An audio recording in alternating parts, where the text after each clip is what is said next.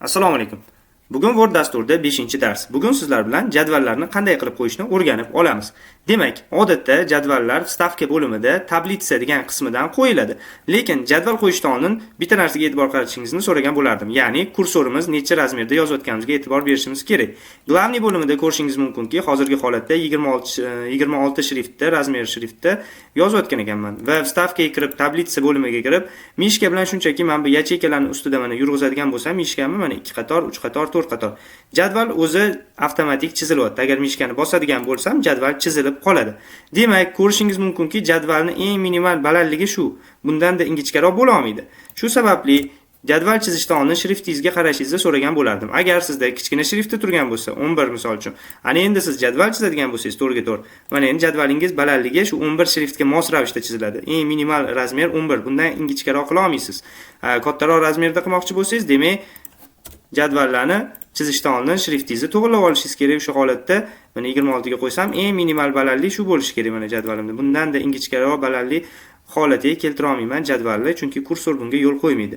Ana endi jadval chizishni ko'rib oldik. Stavka, tablitsa, mana bu kattalarning ustida yurg'izadigan bo'lsam, kursor agar jadval ichida turgan bo'lsa, jadval ichida yana jadvallarni chizib ketish mumkin. Yoki oq listda ishlayotgan bo'lsa, mana kursor o'chib yonib turibdi. Oq listda mana jadvalning pastida, demak pastiga ham mana jadval chizildi. Endi jadvallarni qanaqa qilib o'chirib tashlaymiz desa, shunchaki jadvalning yuqori chap burchagida to'rtburchak belgi bor. Shuni ustiga bitta bosib, backspace tugmasini bosadigan bo'lsangiz, jadvallar to'liqligicha sizdan o'chib ketadi. Jadvallarni qo'yishni ko'rdik. Yana bitta boshqa usuli bor. Mana jadvalni o'chirib tashlaymiz. Ya'ni kattaroq jadvallar kerak bo'lsa, 40 taga 5 qatorli jadval kerak bo'ladigan bo'lsa, 40 ta qator 5 ta ustun. Demak, bu yerda maksimum ustunlarimiz soni ko'rib turganingizdek 7 ta ustun.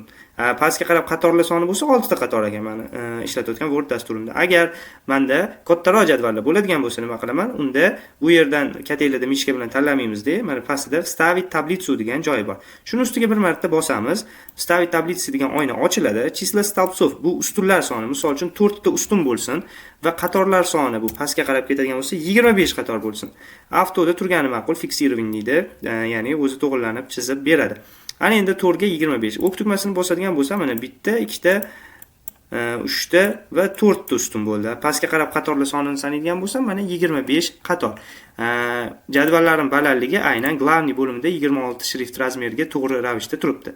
Shu sababli kattaroq jadval chizayotganimizda biz foydalanishimiz kerak Вставить таблицу degan joydan.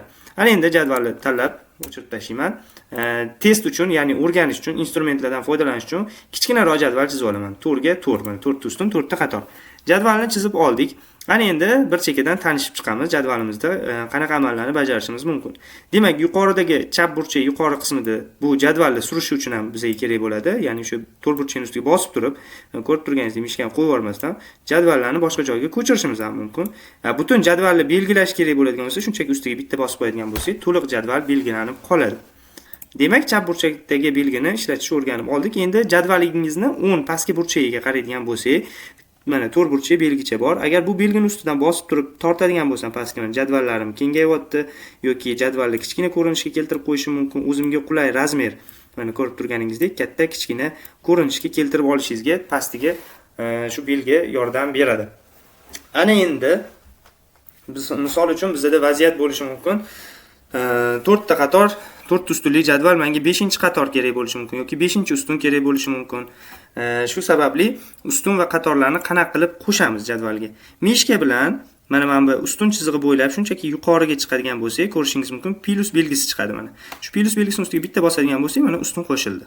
Qatorlar ham xuddi shunaqa, ya'ni mishka bilan qatorlar chizig'i bo'ylab chapga mishkani olib chiqadigan bo'lsam, mana har bitta qatordan keyin yangi qator qo'shishim mumkin. Ko'rib turganingizdek, mana plus belgisi chiqyaptimi? Demak, qator qo'shsa bo'ladi. Pastga qo'shishim mumkin yoki oraga qo'shishim mumkin mana. Qaysi qatordan keyin qo'shmoqchi bo'lsangiz, o'sha qator chizig'i bo'ylab mishkani olib chiqasiz. Qaysi ustundan keyin yangi ustun qo'shmoqchi bo'lsangiz, faqat yuqoriga olib chiqasiz. Mana mishka bilan chiqsangiz, har bitta ustundan keyin yangi ustun qo'shishingiz mumkin. Mana qo'shildi. Mana endi 6 ta ustun, 3 ta, 6 ta va 6 ta qator bo'ldi jadvalim. Kerak emas ustunlarni qanaqa olib tashlaymiz? Orada bo'ladimi, yo oxirida bo'ladimi, yo boshidan olib tashlamoqchi bo'lasizmi? Farqi yo'q. Ustunlarni o'chirish uchun boshidan oxirigacha belgilab olishingiz kerak bo'ladi. Mana kattalarni tashab ketmang. Mana boshidan oxirigacha belgilab, backspace tugmasini bosadigan bo'lsangiz, kamayib boraveradi mana. Endi 5 ta qoldi. Mana oxiridan ham belgilab, backspace mana 4 ta. Qatorlarni o'chiraman desangiz, ya'ni mana to'liq belgiladim 4 ta yacheykani va backspace va ok tugmasi. Mana to'liq bitta qatorni belgiladim, backspace, ok tugmasi. Muammolar kuzatiladi, lekin ikkita katta belgilab turib ham backspace qilib ok tugmasini bosadigan bo'lsak, bu ko'rinishda ham bu qovradi. Orada agar yuqoridanmi yoki oradan mana ikkita katta belgilab turib backspace tugmasini bosib ok tugmasini bosadigan bo'lsak, mana jadvallarimizdan kattalarni o'chirib ketaveradi. Nimaga to'liq belgilatdim? Jadval xunuk ko'rinishga kelib qolmasligi uchun mana bunda belgilab turib, mana backspace tozalab ketaveradi. Ya'ni belgilangan yacheykalar har doim o'chib ketadi. Jadvallarda shunaqa qilib o'chirib tashlashingiz mumkin. Yana bitta eslatma. Jadvallar bilan ishlayotganda mishka bilan belgilashni yaxshilab mashq qilib ko'ring. Ya'ni 4 ta yacheyka yoki bitta bunaqasiga 4 ta qator mana yoki butun jadvalni belgilab ko'ramiz. Mishka bilan ishlab ko'ring yaxshilab. Agar yangi ishlatayotgan bo'lsangiz, Word dasturini yangi ketiga qo'shilib qo'yganligi uchun o'chirib tashladim. Ana endi jadvallarni qanaqa qilib qo'yishni va qanaqa qilib qo'shishni o'rganib oldik. Demak, pastga tortadigan bo'lsam, hamma katinglar bir xil ravishda balandligi o'zgaryapti yoki bir xil kichrayapti. Sizda vaziyat bo'lishi mumkin. Yuqori ustunni, qaysidir ustunni yoki qatorni razmerini boshqacharoq qilmoqchisiz qolganlarga nisbatan. O'sha holatda siz mishkani qator chizig'i ustiga qo'yasiz. Mana. Mishkani qator chiziq ustiga qo'yadigan bo'lsangiz, tepaga va pastga strelkaga ko'rinishiga keladi. Shu holatga kelganda bosib turib pastga yoki bosib turib tepaga ko'tarishingiz mumkin. Jadvalni qatorlarini balandligini o'zgartirish uchun. Mana ko'rib turganingizdek, qolgan qatorlarga nisbatan tepadagi bitta qator balandligi o'zgardi. Mana bu stoyka chiziqlarini ham siz aynan chiziq ustiga mishkani qo'yib turib, o'ngga yoki chapga surishingiz mumkin mana. Shu holatda siz o'ngga va chapga sura olasiz har bitta ustunni. Har bitta ustun ustiga mishkani qo'yib turasiz. Shunaqa holatga kelganini ko'rsangiz, mishkangizni mana o'ngga va chapga strelka holatiga kelganini ko'rsangiz, bosib turib mishkangizni o'ngga yoki chap tomonga qimirlatadigan bo'lsangiz, jadvallaringiz o'ngga va chapga suriladi. Ana endi men bor yo'g'i ikkita qator chizig'ini surmoqchi bo'lsam, unda men kateklarni belgilab olishim kerak. Mana o'rtada ikkita katekni belgiladim. Ana endi chiziq ustiga qo'yaman mishkani. Bosib turib suradigan bo'lsa, mana o'rtada ikkita qator chizig'ini kattalashtirib qo'yaman. Mana surib qo'yaman. Agar sizda yacheykalar belgilangan holatda turgan vaqtida siz jadval chiziqlarini suradigan bo'lsangiz, belgilangan kateklaringizni jadval ustun chiziqlarini surishingiz mumkin. Mana belgilab turib yacheykalarni suradigan bo'lsam, ustunlarda ayniqsa o'xshaydi. Misol uchun ikkita katekni ustun chizig'i qolganlari joyida qoladi, ikkitasi suriladi. Endi jadvalni to'ldirishga kelsak, qanaqa to'ldiriladi odatda? Jadvallar odatda bu belgi bilan boshlanadi. Misol uchun nomer belgisi. Mana burchagiga qo'ydik. Ko'pchilik bilmaydi, jadvalni bundoq diagonal chizuv berib qo'yish mumkin. Ya'ni jadvalga odatda bundoq chizuv chizishadi, pastiga TR belgisini qo'yib qo'yishadi. Men nomer belgisini qo'ydim, probel bosib 10 tomon yuqori burchaga surib qo'ydim. Meni maqsadim jadval burchagidan boshqa qarama-qarshi burchakka diagonal chiziq chizish. Shuning uchun shu yacheykada kursorim o'chib yonib turibdi va yuqori menyudan ahamiyat beradigan bo'lsak, Word ishlatayotganimizda endi bitta narsaga odatlanishimiz kerak. Mana menyu nomlari bor: maket, silka, konstruktor, vstavka, retsenzirovание, vid. Endi ahamiyat beradigan bo'lsak, oxirgi ikkita ko'k rangli menyu qatorlar qo'shilgan. Ya'ni konstruktor tablits, maket tablits.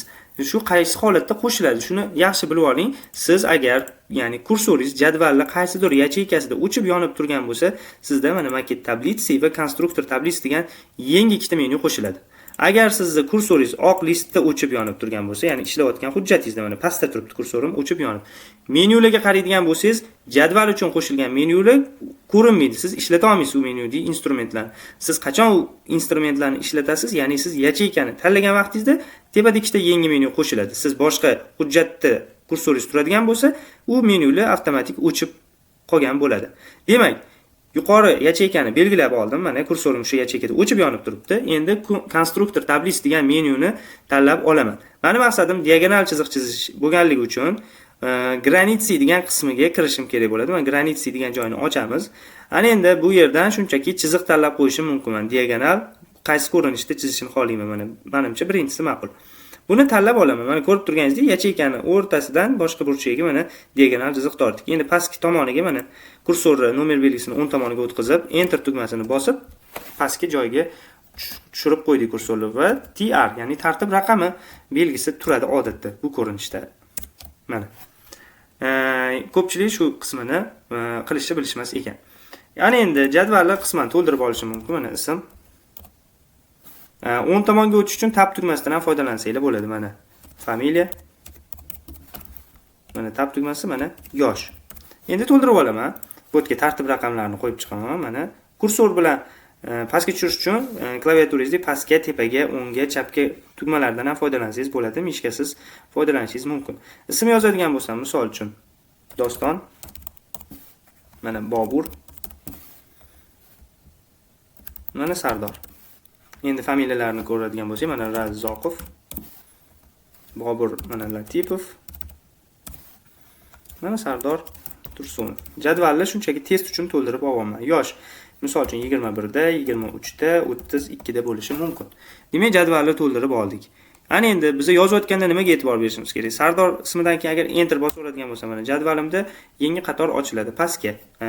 Bitta enter bosganim hisobiga mana Bobur ismidan keyin ham enter bosadigan bo'lsam, yangi pastga bitta qator ochildi. Ana endi jadvalim ingichkaroq ko'rinishga kelmaydi, chunki bosgan enterim mana mana shunda jadvallik kichrayishiga yo'l qo'ymayapti. Mana qator chizig'ini bosib turib bunda ko'taraman desam ham, jadvalimni chizig'ini ko'tara olmayman Bobur yozuvining tagigacha. Chunki bosilgan bitta enter ham jadvallik kichrayishiga yoki kattalashishiga xalaqit qilib qolishi mumkin. Shu sababli ortiqcha enterlarni bosmasligingizni maslahat beraman. Ana endi jadvalni yozib ko'rdik, to'ldirib ham oldik. Endi konstruktor tablitsi degan menyuda instrumentlar bilan tanishib chiqamiz. Birinchi navbatda kirishingiz bilan mana bu jadval dizaynlariga ko'zingiz tushadi. Mana pastga strelkani bosadigan bo'lsangiz, har xil dizaynli jadval bor. Agar bu yerda biron bir dizayndan foydalanishingiz bilan boyagi diagonal chizig'ingiz ham o'chib ketadi, chunki siz tayyor shablon tanlaganingiz hisobiga jadvalingizni shu shablonga o'zgartirib qo'yadi. Demak, chizgan chizig'ingizni ham o'chirib tashlashi bu tabiiy. Mana qaysidir dizayndan foydalansangiz, o'sha dizaynga moslashtirib ko'rinishini o'zgartirib beradi. Bu o'zingizning ixtiyoringizga qarab tanlaysiz. Mana ko'rib turganingizdek bu dizaynda jadvalimiz turibdi. Eng oddiysi, ya'ni yuqorida prosti tablitsi degandan birinchisini tanlasangiz, eng oddiy jadvalga o'tib olishimiz mumkin. Diagonal chizig'imiz ko'rib turganingizdek endi o'chib ketdi. Boshqatdan chizish uchun mana granitsada diagonal chizib qo'yaveramiz. Endi undan keyin bizda dizaynni ko'rib oldik. Zalifka qismiga ko'zimiz tushadi. Bu qismi nima uchun? Yacheykalarni belgilab olib, mana zalifkaga kirib, biron bir rang tanlab jadvalga o'zimiz rang berishimiz mumkin. Mana 1 2 3 degan yacheykani belgilab oldim. Zalifka qismini ochdik va boshqa bitta rang tanlashim mumkin mana. Mavzu yoziladigan joyini belgilab oldim. Zalifkani ochamiz. Boshqa bitta rang tanlab qo'yishingiz mumkin. Asosiy narsa nima jadvalda? Ya'ni siz yacheykalarni belgilab ishlatishingiz kerak. Misol uchun men bu 3 ta raqamni men jирный ko'rinishda ishlatmoqchiman. Tartib raqamini yacheykalarni belgilab oling va glavniydagi instrumentlarni hammasi ishlayveradi jadvalingizda ham mana. J ustiga bossam mana belgilangan yacheykadagi yozuvlar jирный bo'ldi. Agar K ustiga bossam kursiv bo'ladi. Tagiga chizaman desam Ch belgisini ustiga bosishim mumkin. O'chiraman desam shu belgilarni ustiga qaytadan bosib chiqishim mumkin. Matn razmerini o'zgartiraman desam 26 turgan ekan, boshqa razmerga o'tkazishim mumkin. Faqat belgilab olishga hushyor bo'lsangiz bo'ldi mana. Belgilab olamiz mishka bilan. Ana endi qaysi menyudan foydalanishingiz o'zingizning ixtiyoringizda. Kattalashtirasizmi? Misol uchun harflarni katta harflarga almashtiraman desangiz, mana glavniyda ham bor edi, o'tgan darslarda o'tgan edik. Glavniy menyusida instrumentlar bor. Suprapisniy mana. Bo'yashni ham o'rganib oldik, ya'ni yacheykalarni qanaqa qilib bo'yaymiz. Mana bu backspace bosib joyiga qaytarib qo'yaman mana. Belgilab olamiz. Konstruktor tablits, zalifka, rangi o'chiraman desak, mana net sveta degan qismi bor mana. Rang o'chdi, oq holatga qaytdi mana. Hammasini belgilab olishim mumkin. Zalifkaga kirib, net svetani bosib o'zgartirib qo'yishim ham mumkin. Demak, jadvalda asosiy dizayn shu. Ya'ni o'zingiz bo'yagingiz kelsa zalifkadan, tayyor bo'yaymansiz dizayndan foydalanishingiz mumkin. Ana endi matnlar bilan ishlashda yana qaysi instrumentlar bizga kerak bo'ladi jadvalda? Asosiy ishlatilgan instrumentlarimiz bilan tanishib chiqamiz. Demak, ko'rib turganingizdek, yuqorida balandligi juda balandroq yacheyka bor. Uning ichida matnlar joylashgan. Ana endi siz shu matnni markazga, ya'ni yacheykani markaziga qo'ygingiz kelsa, ko'pchilik qiladigan xato matnni chap tomoniga kursorni qo'yib enter bosishadi. O'rtaga tushgandan keyin probel tugmasini bosib yozilgan matnni o'rtaga joylashtirishadi. Bu nima uchun xato deyiladi? Siz jadvalni ertaga yoki boshqa biron kuni kirib, jadvalni razmerlarini o'zgartiradigan bo'lsangiz, mana nima bilan surgan edik? Enter tugmasi bilan va probel tugmalari bilan jadvalni yozuvini o'rtaga qo'ygan edik. Ya'ni katayni razmeri o'zgaruvdi, matnlar joyida qolib ketdi mana. Yana buni endi enter bosib o'rtaga surish kerak, yana probelni bosib qo'yib chiqishingiz kerak. Bu sizga noto'g'ri usul. Ya'ni ishingizni ko'paytiradi. Ana endi xuddi shu ishni biz mana belgilab olamiz va menyular ichida mana maket tablitsa degan menyuni tanlab olamiz.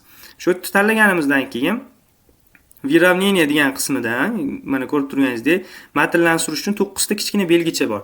Agar matnlarni markazga joylashtiraman desangiz, o'rtadagi belgini tanlaysiz. Agar yuqorida markazda tursin desa, mana yuqorisini, agar o'ng tomonda joylashsa matnlarim katayna burchagiga, yuqori burchagiga desangiz, bunisini tanlashingiz mumkin. Pastga tushirmoqchi bo'lsangiz mana. Ya'ni bu 9 ta belgi katagingizda 9 xil joyga matn yozishingizga yordam beradi mana. Markaz. Ana endi boyagi narsani tekshirib ko'ramiz. Agar qatorlarni balandligi o'zgaradigan bo'lsa, yozuvimiz ham o'shanga mos ravishda o'rtada turadi har doim. Siz qachonki qo'lda matnlarni suradigan bo'lsangiz, siz birinchidan o'rtasini topishga yoki u yoqqa chapga o'ngga surishga qiynalishingiz mumkin. Aniq sizda shunaqa ko'ngilsiz holatlar kuzatiladi. Ana endi yuqoriga ko'taraman desam, mana yuqori o'zimni joyiga matnni joylashtirib qo'ydim. Undan keyin tekshiradigan instrumentimiz nimadan iborat? Ko'p holatlarda jadvallarning ichida siz pastdan tepaga yozuvlarni kuzatishingiz mumkin. Belgilab turib, направление текст degan qismi bor. A harfi va strelkalar chizilgan. Agar buni bosadigan bo'lsam, mana yuqoridan pastga qarab strelka qarab turibdi, yozuvlarim ham xuddi shunaqa joylashyapti. Familiyam ham kattayin kattalashtirildi, to'liq sig'arkan. Yana bosadigan bo'lsam, shuni ustiga mana pastdan tepaga strelka yo'naltirilyapti, matnlarim ham pastdan tepaga yozilyapti. Yana bitta bosadigan bo'lsam, o'zini holatiga qaytyapti matnlarim. Ya'ni tekst holatiga. Strelka qanday ko'rsatayotgan bo'lsa, matnlaringizni shu yo'nalish bo'yicha siz o'zgartirib qo'yishingiz mumkin. Ana endi yana nimani ko'rishimiz mumkin? Bizga ko'p kerak bo'ladigan qismidan автоподбор degan joyi bor mana. Ko'rganingizdek, razmer yacheyki. Agar siz автоподбор содержимияni bosadigan bo'lsangiz, yozuvlarga mos ravishda jadvallaringizni ixchamlashtirib beradi mana. O'z jadvalim mana qo'lda kattalashtirildi mana. Mana ism, men bu yacheykalarni mana suraman. Tushunishimiz uchun mana bundoq qilib qo'ydim. Mana. Mana shuncha bo'sh joy bor. Endi jadvalni tanlayman. Автоподбор kiraman, ya'ni ichida yozilganlariga qarab turib ixchamlashtirib ber. Mana. Matn sig'adigan ravishda ixchamlashtirib beradi. Qanchalik katta bo'lsa ham. Ikkinchisi автоподбор ширина окна. Agar jadvallaringiz kichkina bo'ladigan bo'lsa yo razmerdan kattalashib, mana bu holatda bo'ladigan bo'lsa, osonlik bilan автоподбор по ширина окна. Ya'ni sizni lineykangizda qancha yozish uchun joy ajratilgan bo'lsa, o'sha yozish maydonini to'liq egallagan holatda jadval razmerini o'zgartirib beradi. Mana. Oxirgisi fiksирование ширины таблица, ya'ni yozuvingizga qarab jadvalingiz o'zgaradi bunda. Yozuv qancha ko'paysa, jadval shunga moslashib katta yoki kichkina bo'lishi mumkin bo'ladi. Sig'maganlari mana pastga qatorga tushib ketyapti. Demak, buni ham o'rganib oldik. Bu balandligi, agar siz bu santimetrlarni o'zgartiradigan bo'lsangiz, mana qaysi ustunda turgan bo'lsangiz, qaysi qatorda turgan bo'lsangiz, o'sha qatori balandligini o'zgartiradi mana. Kamaytirsangiz, kamaytirib olishingiz mumkin. Yoki bu qismini. Mana. Bu xuddi eniga shirina okna degani, ya'ni razmeri mana eniga kattalashtirib ketyapti. Keyin jadvallarda bitta narsaga ahamiyat bering. Mana shu holatda qarasangiz, jadvalni qolgan ikkita yarmi qog'ozdan tashqarida qolib ketyapti. Bu degani bu noto'g'ri holat. Agar jadvallaringiz bu holatda turgan bo'lsa, printerdan chiqarayotganingizda aniqki sizda tashqarida qolib ketgan ustun sizda printerda ko'rinmaydi, hujjatingiz noto'g'ri turgan bo'ladi. Shunaqangi qilib osonlik bilan mana bu to'rt burchak belgini bosib turib qaytarishimiz ham mumkin yoki boya aytgandek автоподбор qismiga kirib, автоподбор по ширине окнani bosadigan bo'lsak, hujjatimiz razmeridagi jadvalni bizga ko'rsatib beradi. Mana. Endi o'zingiz qo'lda xohlagan ko'rinishda, xohlagan razmerda yasab olishingiz mumkin. Agar butun matnni o'rtaga qo'yaman, suraman deydigan bo'lsa, mana maket tablits, mana matnlarni surish va tartib raqamlarini ham o'rtaga joylashtirib qo'yaman. Nimaga aynan men bu joyga o'rtaga qo'yish yoki chapga qo'yishni ishlatmayapman? Chunki men buni qo'lda to'g'riladim, ya'ni probel bilan surdim, enter bilan pastga tushirdim. Shu sababli hozir bu yacheykani chapga o'ngga suradigan bo'lsam, mana ko'rib turganingizdek matnlarim yaxshi joylashmasligi mumkin, chizuvlarga xalaqit qilib qolishi mumkin. Ko'ngildagidek turmasligi mumkin. Mana diagonal chizig'ini teyda qolib ketyapti. Shuning uchun bu qismiga men o'zgartirish kiritmadim. Ya'ni probel bilan surganimni hisobga olib jadvallarni bu yacheykasini o'zgartirganim yo'q. Endi bilib olishimiz kerak bo'lgan narsa yana nima? Mana misol uchun pastga ikkita qator qo'shib tekshirish uchun. Endi bilib olishimiz kerak bo'lgan asosiy narsa nima? Jadvalda asosan kataklarni birlashtirishga qiynalishadi. Ya'ni misol uchun bizga kerak bo'lishi mumkin mana 4 qator ustunlar soni mana har doim bir xil ketyapti. Mana mana shu chizuv ko'rib turganingizdek boshidan oxirigacha. Sizda holat bo'lishi mumkin, pastda yaxlit bitta yacheyka kerak bo'lishi mumkin. Misol uchun mana bundoq belgilab olaman, pastki qatori hammasini va maket tablitsasiga kiraman deb mana объединить yacheyka degan qismini bosadigan bo'lsam, belgilangan qatorlarimni hammasi o'chib ketdi mana. Ko'rib turganingizdek, to'liq o'chib ketdi. Agar hech qanaqa kateyni belgilamagan bo'lsangiz, ya'ni eng kamida ikkita katey emas, umuman katey belgilamayapman, shunchaki kursor tablitsani ichida o'chib yonib turibdi. Bu holatda объединить ячейки degan funksiya sizda ishlamaydi. Bu funksiya ishlashi uchun siz eng kamida ikkita yacheykani belgilagan bo'lishingiz kerak. Buni vazifasi объединить, ya'ni birlashtirish, belgilangan kateylarni yaxlit bitta kateyga o'zgartirib qo'yadi. Ko'pchilik bundoq belgilab oladi. Qancha ko'p katey belgilashingiz ahamiyatsiz. Nimaga? Belgilangan kateylarni birlashtirish degani mana katey belgilandi. 3 ta, 6 ta, 9 ta, 12 ta yacheyka. Belgilab turib объединить bosadigan bo'lsam, mana hammasi bitta butun yaxlit yacheykaga o'zgarib qoldi mana. Ctrl Z bilan qaytamiz. Nimaga hozir bu holatda to'liq belgilasam объединить ishlamayapti? Chunki o'zgartirilgan kateylar bor. Shuning uchun объединить funksiyasi seriy rangda turibdi. Ish belgilasam ham ishlamayapti. Shuna holatlar ham bo'lishi mumkin. Belgilab olamiz, объединить bosadigan bo'lsak birlashib ketadi. Mana belgilaymiz. объединить yacheyka, yaxlit bitta katey. Ana endi ikkinchisi bizda разделить yacheyka, ya'ni kateylarni bo'lish. Ya'ni sizda holat bo'lishi mumkin, shu bitta dona kateyni 4 taga yoki 2 taga bo'lmoq, 3 taga bo'lmoqchiman, ya'ni 3 ta ustunga. Belgilab olaman, разделить yacheyki. 3 ta ustunmi, demak, men 2 ni 3 ga o'zgartiraman, pastda 1 turibdi va o'kka bosamiz. Mana 3 ta ustun chizildi. 1, 2, 3 ta ustun bo'ldi. Siz bitta kateyni ham bo'lib tashlashingiz mumkin. Bitta kateyni 4 taga, 5 taga bo'laman deman, tepaga 5, pastga 1, o'k. Mana bitta kateyni yana 5 ta katey qilib qo'ydik. Agar siz yacheykalarni bo'layotgan vaqtingizda xuddi 5 sonini tepaga yozdik, endi tepaga 1, pastga 5 qo'yib ko'raman. Mana endi qanaqa bo'linadi? Mana o'k tugmasi. Bu holatda qatorlarga bo'lib beryapti. Mana bu ustunga bo'lyapti. 5 ta ustun qo'shyapti. Bu 5 ta qator qo'shyapti. Ikki xil ustunda siz kateylarni bo'lib olishingiz mumkin, ya'ni разделить. Agar bitta kateyni 3 ga 2 qilib bo'lib bergan desam, 3 ga 5 bo'lishi mumkin ekan.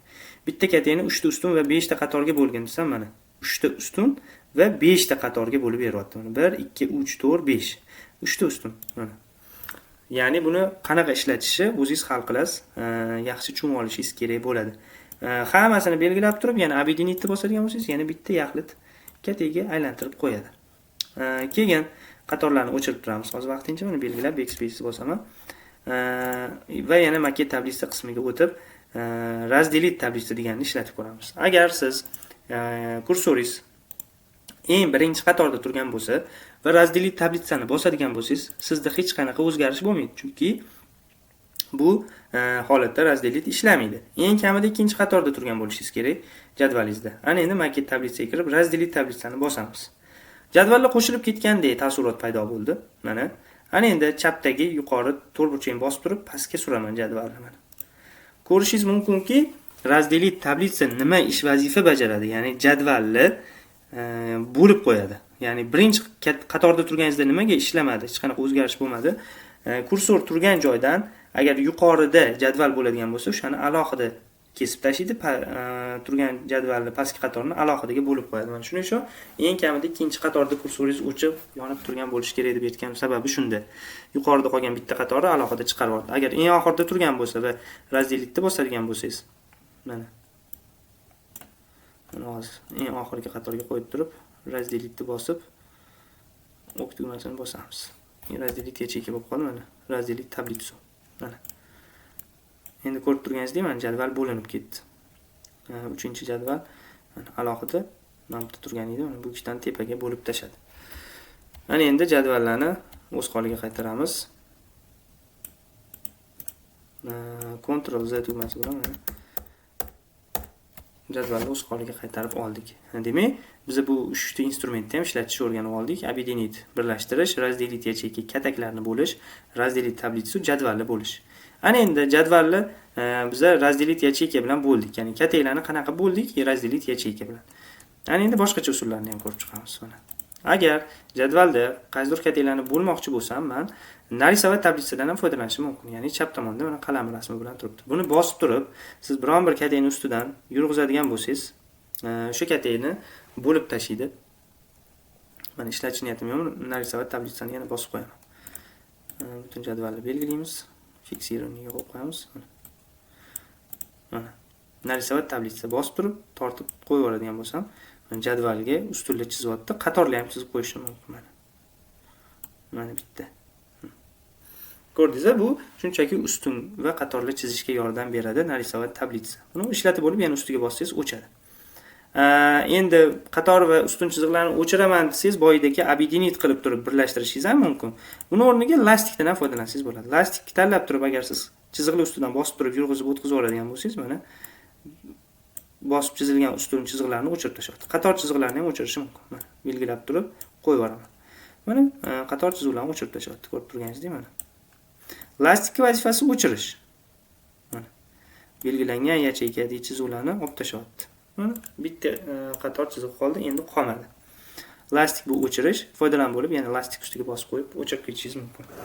Sizlar bilan ставить строку снизу yoki слева, справа yoki sверх deganni ishlatmadik. Sababi nega? Hozir tushuntirib beraman. Olib tashlaylik. Bular ya'ni bizga jadval qo'shish uchun, ya'ni qator qo'shish, ustun qo'shish, o'ngga va chapga ustun qo'shish mumkin. Kursor qayerda turgan bo'lsa, uni ставить справа bosadigan bo'lsam, o'ng tomonga bitta yangi ustun qo'shib berdi mana. Ctrl Z. Agar mana doston so'zidan keyin kursorni qo'yib qo'ydim, ставить строка снизу bosadigan bo'lsam, pastga, снизу, ya'ni pastga yangi qator qo'shib berdi. Mana belgilab turib o'chirib tashlashim mumkin. Biza jadvalga qator va ustun qo'shishni siz bilan nimaga buni yaxshi tekshirmadik? Osonroq boshqa variantini ko'rib chiqdik. Ya'ni mishka bilan shunchaki qator va ustun chiziqlari yonidagi plus belgini bosish orqali qator va ustunlar qo'shishni o'rganib olganligimiz uchun bunga ortiqcha ahamiyat bermadik. Mana endi siz jadvallar haqida kerakli instrumentlarni o'rganib oldingiz. Ya'ni bu o'rgangan narsalaringiz endi o'zingiz mustaqil jadval yasashingizga ancha yordam beradi. Jadval haqidagi yana darsimizni YouTube dan topishingiz mumkin. Amaliy jadval yasab ko'rsatilgan dars bor. Buni albatta YouTube kanalidan topib olasiz. E'tiboringiz uchun rahmat. Keyingi darslarda ko'rishguncha salomat bo'ling.